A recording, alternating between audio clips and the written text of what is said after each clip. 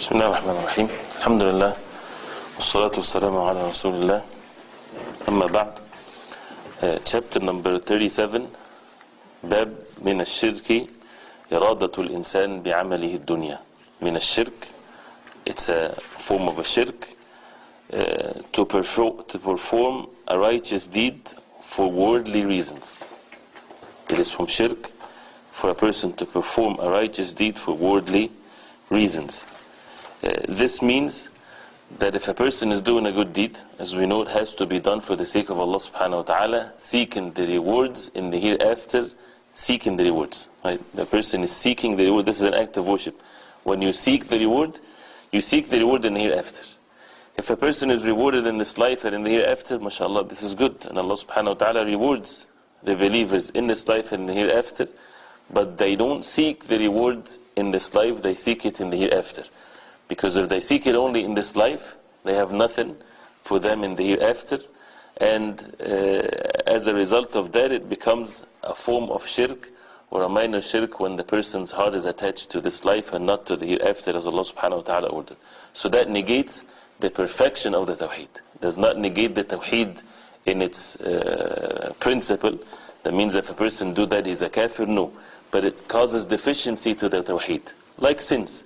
A minor sin causes deficiency to one's Tawhid. Does not cause a deficiency in one's belief, but the Tawhid is far more than just a belief. Right?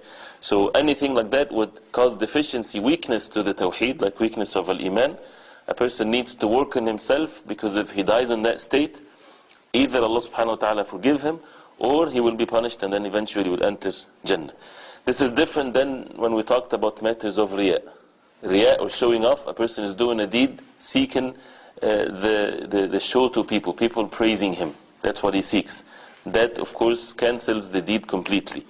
This chapter, when a person seeks worldly gains, he is making salah, he's making ibadah, so that Allah give him more wealth, right? So that Allah would bless his business. This is the purpose of his salah. This is the purpose of his ibadah.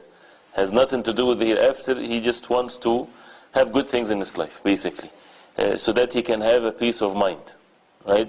Happiness in his life, and this is the goal, right?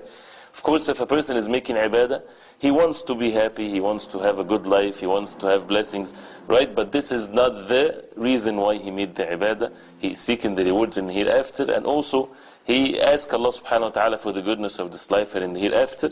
But what if he won't get nothing in this dunya? Would he still worship Allah subhanahu wa ta'ala alone? Or he would quit